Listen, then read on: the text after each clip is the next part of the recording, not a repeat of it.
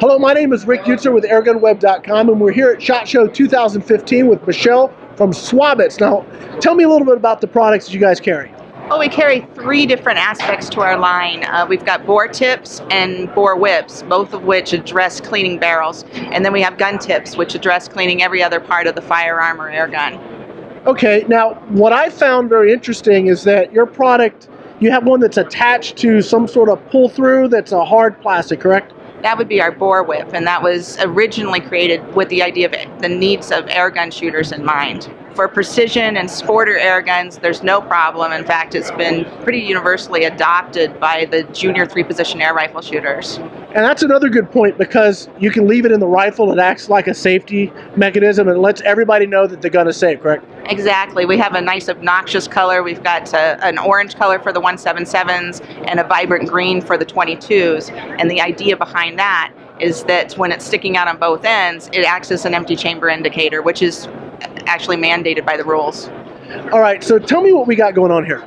Well, they're sold in 3-packs, which is really convenient, because really, if you're when you do your cleaning, you should have one that's going to be the one that has the solvent on it that's wet, and then you're going to pull a dry one through when you're done with that, and it gives you a chance to make sure you get everything out, especially with a spring air rifle. It has to be dry. It's imperative. And of course, you want to make sure that you look into what kind of solvent you're using. You want to always, with an air gun, stay away from anything petroleum-based because of the dieseling that can occur. So you want to check that out. And the easiest way with that is if it lights on fire, it's not something you want to use. So if it's flammable, it's bad for air guns. Okay, and you were telling me earlier that these are reusable? These are reusable. You can wash the tip and use them again and again. This is what they look like when they're uncoiled. The head that's on the end here is made of a foam, and the foam will absorb all of the crud that's in there. To wash it, there are a couple choices. You can use something as simple as Dawn dishwashing soap because it has a degreaser agent in it. Or what I do is I tend to use mineral spirits. When I'm completely done, I dip it in mineral spirits, I blot it off, it makes it white again. The next time I clean, I know what dirt I've pulled out.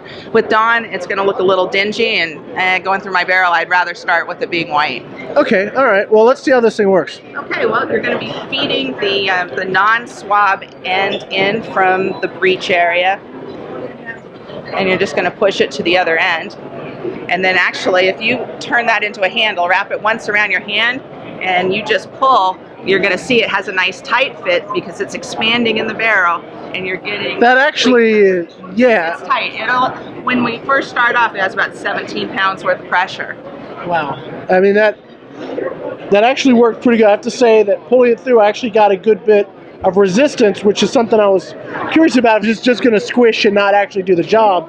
But I think it actually pulled through and actually would do the job. Oh, it does. I mean, we spent basically 2 years making sure that this was right, that the head's not going to come off of it, that it's going to be tight enough so that it does the job. But originally, the challenge for us was with our bore tip line, you're using a rod, and you're attaching the bore tip to the rod, and then when the rod is on ball bearings and it's turning, it follows the rifling because it's that tight. The problem we had was we were making it so tight that it's rubbing straight against the rifling. It was actually tearing, so we had to come up with the perfect amount of tension where it's not tearing it as it goes through, but it's still tight enough to do the job.